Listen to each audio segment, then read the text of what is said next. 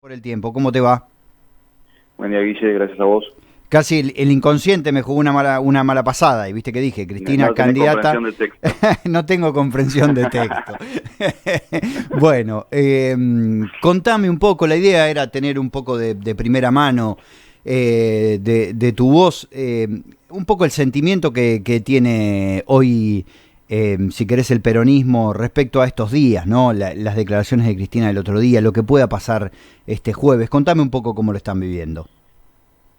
Y mira, Guille, creo que el sentimiento que tenemos nosotros es un sentimiento de una mezcla de bronca, una mezcla de impotencia también, y de tristeza porque no solamente como militantes políticos del Frente de Todos, del peronismo, y en mi caso específicamente del kirchnerismo, porque la principal conductora, líder política de nuestro movimiento no puede ser candidata, es decir, a quien nosotros queremos votar no podemos hacerlo, no puede ser candidata. Claro. Pero trascendiendo la cuestión estrictamente electoral y de la conformación política de nuestra fuerza, me parece que el mensaje que dio Cristina es un mensaje más abarcativo, que se circunscribe en el aniversario que se va a cumplir este año de los 40 años de una democracia en un estado de fragilidad muy serio, muy grave, muy preocupante, donde hay un poder corporativo que se articula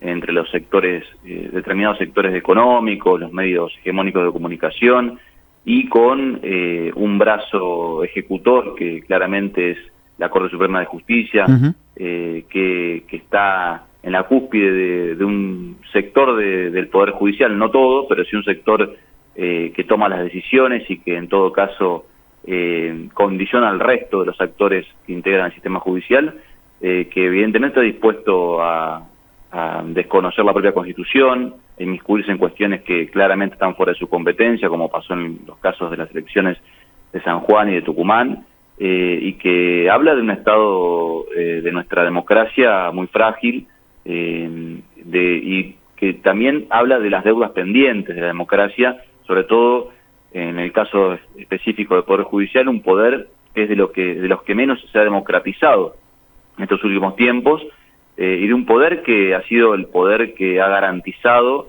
la legitimidad y la legalidad del golpe de Estado. Recordemos que el golpe a Alfonsín, el golpe de Irigoyen lo ha legalizado la Corte Suprema de aquel momento, del año 30, claro. Y es un poder que un poder contramayoritario que en todo este tiempo no se ha logrado democratizar y que hoy en día se arroga potestades que claramente le están vedadas por la Constitución y que no sabemos hasta dónde puede llegar esto. Por eso no es estrictamente la proscripción de Cristina, de nuestra conductora, sino que tiene que ver con una democracia que prácticamente se encuentra tutelada por poderes suprademocráticos que no se someten al voto popular, claro. Que no tienen el control de la ciudadanía argentina, y eso me parece que la gente, por ahí, el común de la gente que está lidiando con problemas económicos que son reales y que son preocupantes también, por ahí le resulta un poco abstracto la discusión entre nuestra fuerza política y los sectores del Poder Judicial, pero lo que tenemos que hacer ver es que son cuestiones que tienen que ver con la cotidianidad de toda la gente. Sí, Ramiro, y que tienen a elegir. Sí, y que tienen que ver también con su bolsillo, ¿no? Porque a mí, digo, la semana pasada se dio, digamos, el informe de la Auditoría General de la Nación sobre el préstamo tomado del Fondo Monetario Internacional, que, digamos, es una deuda que nos afecta hoy al bolsillo. Digo, la no posibilidad de tener dólares en el Banco Central para, de alguna manera, tener más herramientas para equilibrar el dólar y que el dólar paralelo, por ejemplo, no escale y eso impacte en la inflación, tiene que ver con eso también, ¿no? No podemos, porque siempre está bueno bajarlo al llano, porque está bien, parece que hablamos de cosas abstractas, pero que tienen que ver también con el bolsillo del día a día. Sí, totalmente. No olvidemos que en la reunión en la que el presidente actual de la Corte Suprema fue invitado de la Cámara de Empresas Estadounidenses, sí, en Argentina, él mismo dijo que debía ser controlada la emisión, ¿no? Como algo nocivo, y el déficit fiscal, es decir, que ya están fantaseando con la posibilidad de regular decisiones de política económica que son exclusivas del Poder Ejecutivo. Yo creo que es una Corte que obviamente está condicionada desde su origen, en su configuración actual, desde el momento en que quien fue su presidente anterior y quien lo es actualmente decidieron aceptar ese cargo por decreto, ¿no? Sí, claro. Ser nombrado en comisión por decreto durante el gobierno de Mauricio Macri, por su escasa cantidad de miembros, por la pertenencia de esos miembros que no es claramente federal, que no representa los intereses íntegros del país. Por esas cuestiones y por todas las decisiones que se han tomado, me parece que todo eso legitima claramente el juicio político que se está llevando adelante en el Congreso de la Nación. Claro. Recordemos también que en el caso del decreto que declaró a las telecomunicaciones como servicios esenciales en Argentina, también la Corte dio vía una cautelar para impedir eso, para bloquear eso. Es decir, recordemos también que él también ha dado lugar a muchas cautelares para que obligar al Banco Central a otorgar dólares a empresas importar, que querían importar. Sí. Que después muchas de ellas se demostró que no importaron, que hicieron un asiento contable financiero para tener dólares al precio oficial y venderlos después al dólar blue. Claro. Entonces, bueno, claramente hubo una inmiscusión de la Corte en asuntos de política económica todo este tiempo. Perdón. No, está bien. Que repercuten claramente en lo que vos decís, en el día a día, en la inflación, en la escasez de reserva del Banco Central. Entonces, hay una Corte que ve que hay una fragilidad democrática, que no hay una voluntad claramente de los sectores mayoritarios de la política, del sistema político argentino en acordar en cuestiones elementales. Sí, en debatir, ¿no? Estas cuestiones, claro. Ni siquiera en debatir, claro. Y que la Corte fantasea, como lo ha hecho en muchos momentos, en que, por ejemplo, cuando se dio la renuncia de Guzmán y se hablaba de Asamblea Legislativa, la Corte fantaseaba en ese momento con ser el juez que tutelara la transición hacia un momento de estabilidad y arrogarse la posición en esa supuesta sucesión, ¿no? de ser presidente sin ser votado por nadie. Entonces, esa pretensión antidemocrática siempre han ido en los jueces de la Corte, y creo que hoy en día hay condiciones que no hacen que eso sea imposible, y que esta Corte está promoviendo que esas condiciones se sostengan y se acrecienten para generar una estabilidad democrática tan grande que permita que ellos piensen en la posibilidad de gobernar, claro, de tomar las decisiones decisiones del Ejecutivo. Ramiro, hay hoy también en el Frente de Todos un debate abierto entre PASO o un candidato de síntesis, de unidad, digo a nivel nacional. ¿Crees que es parte de esa incertidumbre puede quedar enterrada este jueves cuando hable Cristina Fernández? Mira, yo no creo que haya una definición este jueves. Me parece que este jueves lo que va a hacer Cristina es una conmemoración, una reivindicación de todo el proceso que se inicia en 2003 con la asunción de Néstor. Un proceso que obviamente está abierto en discusión por los sectores hegemónicos, sobre todo a través de los medios hegemónicos de comunicación. Sí. Hay una mirada demonizante, estigmatizante hacia ese proceso que nosotros reivindicamos como un proceso virtuoso, que genera ampliación de derechos, mejora en la calidad de vida de las mayorías populares, y que las nuevas generaciones que por ahí no vivieron esa etapa de la Argentina, o que eran muy jóvenes para tomar conciencia de lo que sucedió ahí, hoy en día, y que, por ejemplo, vemos con preocupación cómo se sienten interpelados por el discurso de los libertarios, un discurso agresivo, un discurso machista, xenófobo. Entonces, hay una disputa por la memoria colectiva de ese periodo histórico, que me parece que la más indicada para poder ponerlo en valor y reivindicarlo es la propia Cristina, y me parece que a partir de la reivindicación de ese momento histórico, después vamos a lograr mirar hacia el futuro. No creo que haya definiciones, obviamente que la esperanza la tengo de que haya una definición sobre candidaturas, pero sinceramente no creo que así sea. Y después, bueno, el tema de las PASO o no PASO, me parece, yo coincido con lo que dijo Máximo en el último congreso, de que es un instrumento, que me parece que existe una normativa que habilite eso, da condiciones para que eso pueda suceder, da garantías, pero que después la decisión de utilizarlo o no es una decisión política que tiene que pasar por una evaluación del escenario, de la conveniencia estratégica, electoral del momento, yo por lo menos tengo esa mirada y creo que esa mirada la traslado al ámbito local también. Yo tengo la misma opinión con respecto a las pasos en cuanto a lo local. Te iba a preguntar eso, hablando de la mesa local, si políticamente hablando crees que en Bragado el Frente de Todos necesita un candidato de síntesis.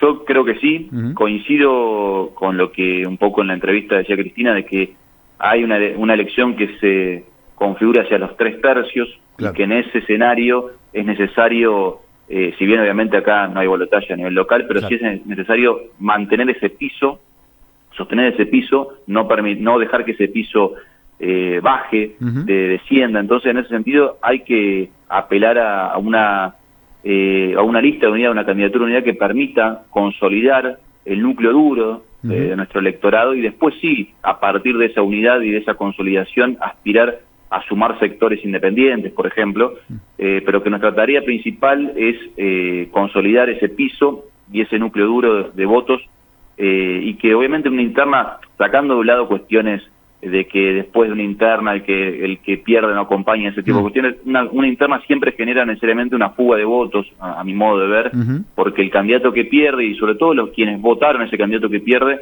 después la gente no hace lo que dice un candidato. La gente, a pesar de cierta subestimación que se tiene sobre el electorado peronista, que van por el chori y por la coca, esa imagen que a veces nos muestran los sectores antiperonistas, el electorado ya demostró en 2021 que con esos casi 4 millones de votantes que no fueron a votar, que es muy consciente de lo que quiere, claro, y a quién quiere votar y a quién no, claro, y que elige libremente. Entonces, quienes votan a una opción en una interna y que después esa opción resulta perdedora, es difícil después decirle que tienen que votar al candidato que ganó la interna. Esas claro, cuestiones no son fáciles de trasladar. Entonces hay necesariamente una fuga de votos que se produce y que esa fuga puede ser en este contexto de fragmentación política, donde el voto se va a dividir entre quizás 3 opciones fuertes, claro, con alto porcentaje. Sería la verdad muy dañino que esa fuga de votos después decante hacia el voto en blanco, hacia el ausentismo, claro, o hacia otras fuerzas políticas. Claro. Por eso me parece que la mejor forma de garantizar, retener el voto del núcleo duro nuestro y sostener ese piso firmemente es yendo con un candidato de unidad. Y también me parece que la oposición local necesita, en este caso no el Frente de Todos, necesita demostrar humildad de sus dirigentes, porque si hay algo que se ha dicho en todo este tiempo en el que no han podido vencer a Gatica en las distintas elecciones, es que precisamente siempre se habían puesto por delante los nombres de los proyectos y un poco tal vez la historia de este momento, ¿no?, circunstancial, está pidiendo eso, ¿no? Un poco de humildad, decir, bueno, dejo mi nombre a un lado, vamos por una idea, y creo que también está jugándose un poco esa cuestión, ¿no? Digo, en el caso de cuando tu viejo recuperó, si querés, para el peronismo la intendencia, hubo un poco de eso de todos los sectores del peronismo. Por supuesto, un reconocimiento a la figura de tu viejo, al liderazgo y demás, pero también hubo bueno, está bien, yo creo que debemos ir detrás de este dirigente. Es una mirada que tengo, no sé si la compartís.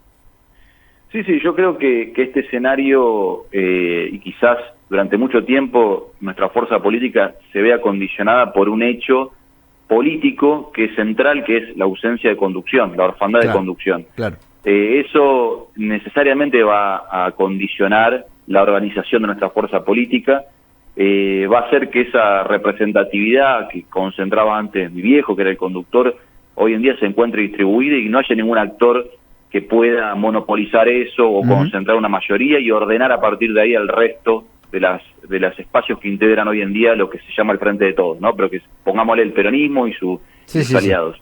Entonces, ese proceso va a dificultar, va a complejizar la construcción política necesariamente. Me parece que el paso del tiempo, porque ya vamos a una tercera elección sin nuestro conductor, nos dio un aprendizaje, ¿no? Nos dio un aprendizaje. También posicionó a figuras que han logrado reunir más o menos representatividad. Entonces, eso permite que las opciones sean menos hoy en día, que se haya facilitado un poco el acuerdo político, y que hoy en día yo creo que sí, que también el escenario incentiva que haya un acuerdo, porque nosotros coincidimos en que hay una gestión local desgastada, hay una figura política que es la del intendente Gatica que está deslegitimada socialmente, o con el nivel de legitimidad que ostentaba anteriormente no lo tiene hoy en día. Y creemos que es una oportunidad, después de tantos años de gobierno del actual intendente, donde también se produce en nuestra ciudadanía, en nuestro electorado, necesariamente una comparación de lo que fue nuestro gobierno, el gobierno de mi viejo, que nosotros lo reivindicamos como un gobierno peronista. Con el actual gobierno hay un contraste que necesariamente la gente hace en su conciencia, y que es una historia muy reciente, no tenemos que hablar acá de muchos años. Entonces, con esa historia todavía presente en la memoria colectiva de lo que fue el gobierno de mi viejo, lo que fue el último gobierno peronista en Bragado, y la comparación con el gobierno actual y con todas las deudas, con todo lo que no ha podido lograr, con todas las promesas incumplidas y ese desgaste que ha sufrido, me parece que son condiciones que incentivan a que haya un acuerdo entre los actores políticos que tienen más chances, que tienen más capacidad para poder ganar una interna o recibir el apoyo de los sectores. Creo que sí, que demanda que todo eso, que es una descripción del contexto, también demanda de parte, individualmente, de parte de los que tienen aspiraciones de ser, un gesto de humildad y de comprensión también del momento histórico, y de las posibilidades que tenemos hoy en día de recuperar el municipio, y de entender que esto trasciende las especulaciones o la carrera política individual de uno u otro candidato, y tiene que ver con la posibilidad de volver a poner a nuestro pueblo dentro de un proyecto de desarrollo, de crecimiento, enfocado a la salud, enfocado también a la presencia del Estado en las zonas, en los barrios periféricos de nuestro pueblo, que tanto necesitan y que tan abandonados han quedado en la mirada de este gobierno. Entonces me parece que todo eso genera incentivos, como te decía, para que haya una mirada más humilde, de mayor comprensión y madurez, y que las elecciones que hemos pasado sin nuestro conductor también fueron momentos, a pesar de que a veces uno en el trajín de la disputa política no pone sobre la balanza la experiencia pasada. Yo creo que todo eso en algún lugar queda como aprendizaje, que va a acompañar y que va a servir para que hoy tomemos mejores decisiones. Bueno, es una semana importante para el Frente de Todos, aunque a nivel local todavía, claro, falta tiempo, un mes todavía queda para el cierre de listas, pero ahí está un poco el planteo. Ramiro, gracias por el tiempo, siempre un placer charlar. Al contrario, Guille, muchas gracias a vos.